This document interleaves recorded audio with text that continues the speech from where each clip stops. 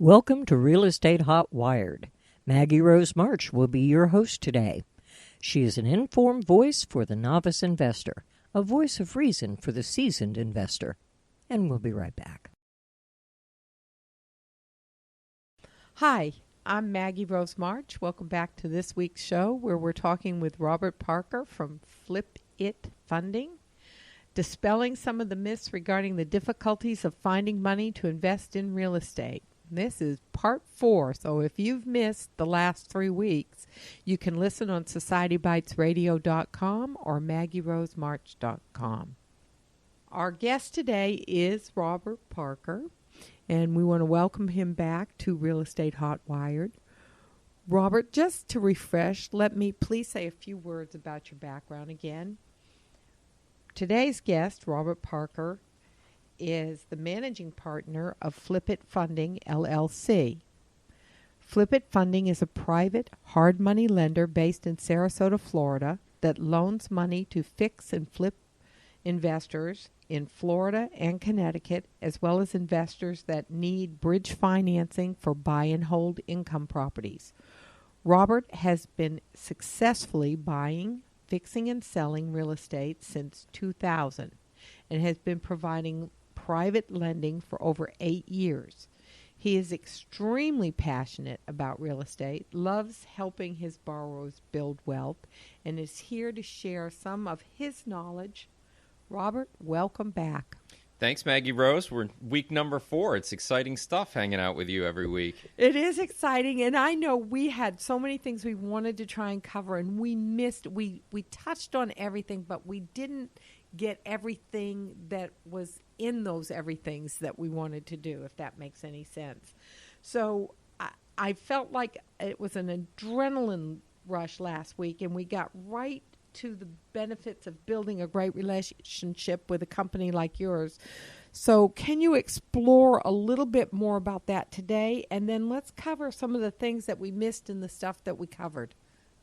Yeah, sure. No, I had a lot of notes, and it's amazing how quick the time goes when we're having fun. When we're having fun. So, I think last week we were talking a little bit about, the more sophisticated investors that kind of use hard money to kind of lever up their portfolios to really massively build wealth quickly. Like so that they've gotten to the point where they know how to do a fix and flip or a couple fix and flips a year, and they really want to kind of step up to the next point, leverage up their portfolio, and have multiple fix and flips going on at one time. Because for the investor that goes through the process, as you know, as a real estate professional, you can buy a property. Oftentimes it can take from 30 days to maybe 90 days to do what you need to do to a property. Or if you've got, sometimes down here in Florida in Sarasota County, just with the building departments, you can wait 2 months for a permit. So in some cases, it could take 4 or 5, maybe 6 months to get something permitted, finished, and back on the market. And then you've got a selling cycle that may take another, from 30 days to maybe 90 days. 90 days, yeah. So you can have your money tied up in a property for, upwards of 9 months, 6 to 9 months, say, and then you're not getting your money back out until you sell that. And so if you're financing that property with all your own money, and then you're going to wait to get all your money back and do it again, if you're only doing 1.5 fix and flips per year because of the time that it's taking to do that, that's where working with a private money or hard money company like us comes into play, where we can give you the leverage on that capital. So if you've got a property that's owned free and clear, I know in our previous weeks we talked about cross-collateralization, which is putting one loan on multiple properties. That's a strategy that a lot of our more sophisticated, savvy investors are using. So it allows them to basically, instead of having all their money tied up in one property, they can use the equity in that property if they own it free and clear, and leverage more properties. Or if they want to take, say they've got $150,000 in cash available to put into their investments, they may be able to spread that out over 4 properties and get hard money loans on those. And then, they've got 4 properties going at any given time. So if they can move through the sales cycle on those in 6 to 9 months, maybe they're doing 6 flips a year instead of 1.5 flips a year. and the velocity of money that they're creating and wealth that they're creating just takes on a whole nother level. So that's where, that's where hard money it can be used like really appropriately. Now, as a bookkeeper, having that background, that financial background, and exposure to this industry through the client you were actually servicing, question that comes up for me when I hear that, because I think that is, for a lot of investors, a goal that they want to achieve. But I think one of the things that would make them cautious is if they don't feel confident in how they're going to manage those flips. Because obviously, if you're doing 6 instead of 1 and you're using the same formula, then theoretically, of course, the number's going to be 6 times better at the end. I mean, you've leveraged yourself to a better place.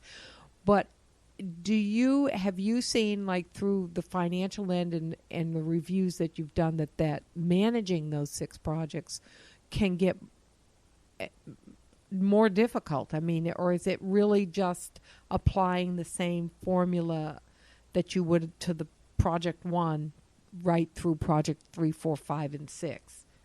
Yeah, well, I mean, you have to have if you're an investor that's looking to do that, you have to know that your system's working. Right, so there's no sense taking on leverage and taking on additional risk if you don't have something that works on a small scale. So you need to know that you can properly identify properties, that you can, you've got the money for them, that you're fixing them up to the quality level, and you can work with the contractors successfully. If you can't work with the contractors successfully, don't try to do 4 at a time, or you're just gonna.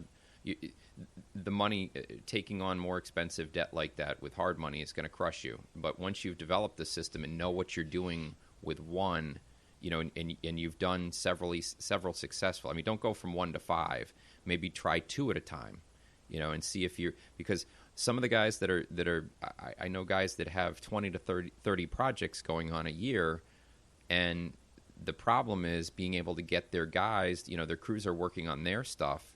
They have so much stuff going on, and their contractors are going to other projects, other investors that need them, or other, depends what field there they're in. Is a shortage of contractors. Yeah. So you want to make sure that you're not taking on too much leverage and that you have the ability to effectively manage what's going on. But if you've got 4 projects and it's just your electricians going from house 1 to house 2 to house 3 to house 4, your plumbers following behind, house 1, house 2, and you can properly schedule and manage your contractors, then it makes sense. But if you can't, don't take on that additional. Stick to 1 or 2 at a time.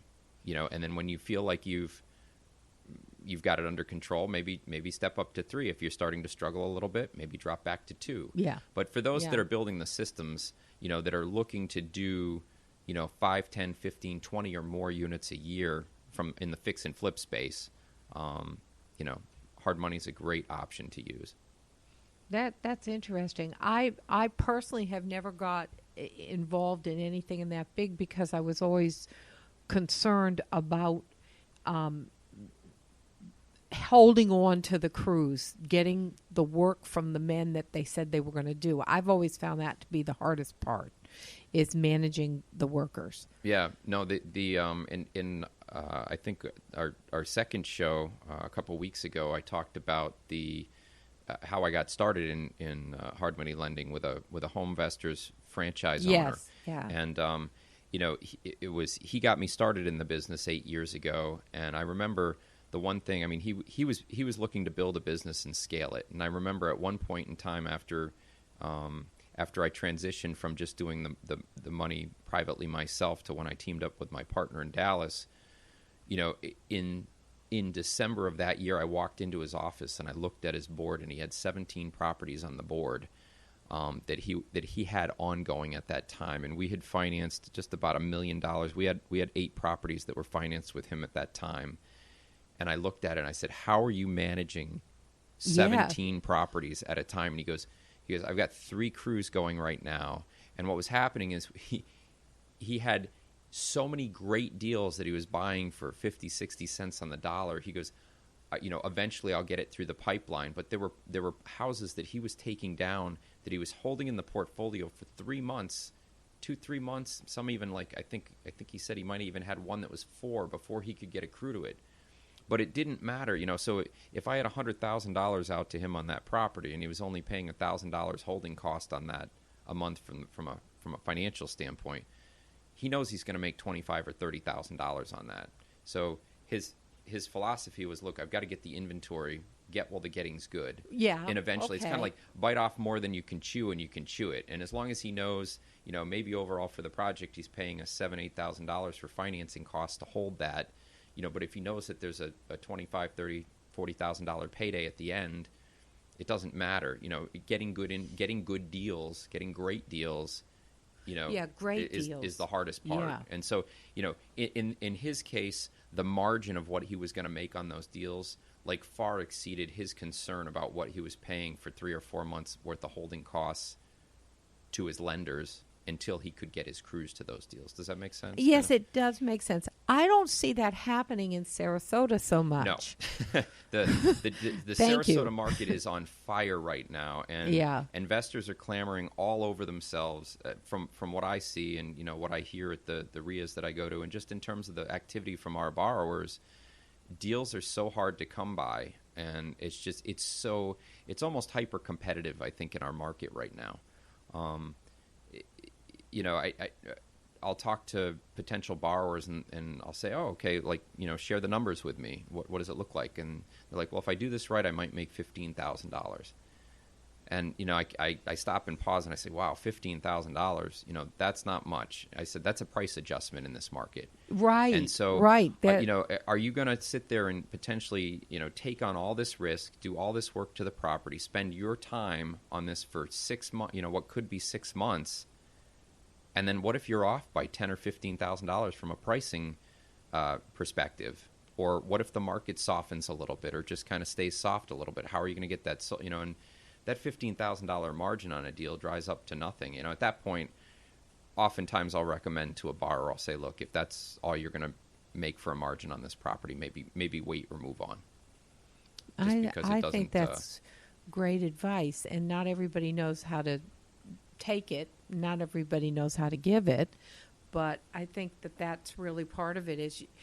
But I think I love the comedian Kevin Hart. He does this thing. I've heard rumored that he's really a terrific guy. I don't know. I've never met him, but he has this skit that he does, and he talks about get in your lane. And I think I love that. I love that saying. And I think for investors, that's really an important thing to do. Get in your lane.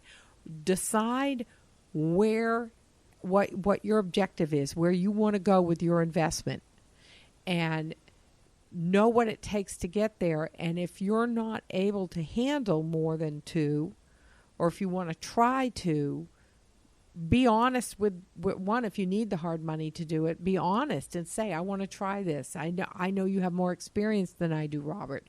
Look at this and tell me what you think. Do you think that I can handle this? Does this money make sense to you? Here's what I'm seeing. And if in the process, and I know up front that if I do both of these, I may end up only making $10,000 on one of them because I'm not as seasoned at it, and we can reevaluate. That's one thing. That's a learning curve. Is that the kind of advice or the kind of work that you'd want to do with a new investor?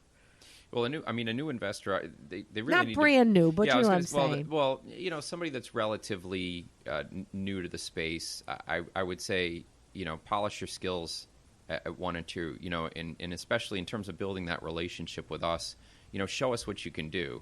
I mean, that's great that you've got aspirations to do 25 units next year, but you need to crawl before you walk. And walk before you run. And it's like, I don't care what your aspirations are. Prove to me in one deal, the first deal. Don't tell me, hey, you're going to bring me, 10 deals in the next few months, and you're going to refer all that. It's like, great. I mean, that first of all, where are they going to get the 10 deals? But show me what you can do. And it's like, show me, don't tell me. It's kind of. And you said you'd done some work with wholesalers. Did I hear you say that at one point, either last week or the week before, that you had done some work with wholesalers? I know you had done some purchasing